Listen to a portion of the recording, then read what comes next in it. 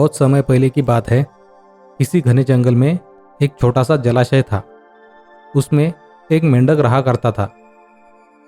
उसे एक दोस्त की तलाश थी। एक दिन उसी जलाशय के पास एक पेड़ के नीचे उसे चूहा दिखा। चूहे ने मेंढक को दुखी देखकर उससे पूछा, दोस्त, क्या बात है, तुम बहुत उदास लग रहे हो। मेंढक ने कहा, मेरा कोई दोस्त नहीं है जिससे मैं ढेर सारी बात कर सकूं। अपना सुख दुख बताओ। इतना सुनते ही चूहे ने उछलते हुए जवाब दिया, अरे, आज से तुम मुझे अपना दोस्त समझो। मैं तुम्हारे साथ हर वक्त रहूंगा। इतना सुनते ही मेंढक बहुत खुश हुआ। दोस्ती होते ही दोनों घंटों एक दूसरे से बात करने लगे।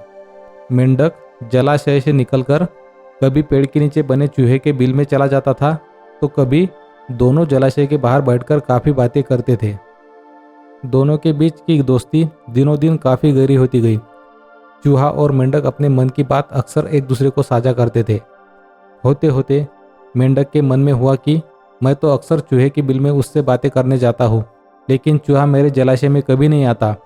ये सोचते सोचते चूहे को पानी में लाने की मेंढक को एक तरकीब सूझ गई। चालाक मेंढक ने उसे कहा, दोस्त, हमारी मित्रता बहुत गहरी हो गई है।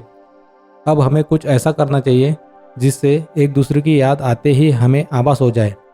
चूहे ने हामी भरते हुए कहा, हाँ ज़रूर, लेकिन हम ऐसा करेंगे क्या?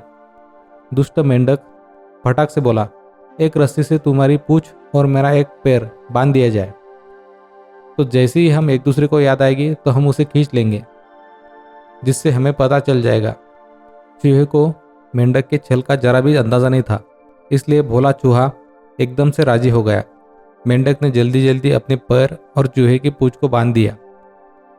इसके बाद मेंढक ने एकदम पानी में छलांग लगा दी। मेंढक खुश था क्योंकि उसकी तरकीब काम कर गई। वही जमीन पर रहने वाला चूहे की पानी में हालत खराब हो गई। कुछ देर छटपटाने के बाद चूहा मर गया।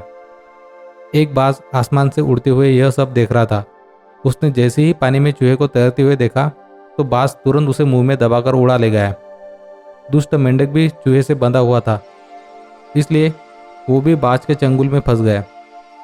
मेंढक को पहले तो समझ ही नहीं आया कि हुआ क्या है। वो सोचने लगा, आखिर वो आसमान में कैसे उड़ रहा है।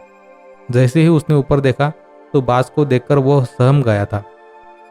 वो भगवान से अपनी जान की भीख मांगने लगा, लेकिन चूहे के साथ साथ बाज उसे भी खा गया। दोस्तों, मेंढक और चूहे की कहानी से हम यह सबक मिलती है कि दूसरों का नुकसान पहुंचाने की सोच रखने वालों को खुद भी नुकसान उठाना पड़ता है। जो जैसा करता है वो वैसा ही भरता है।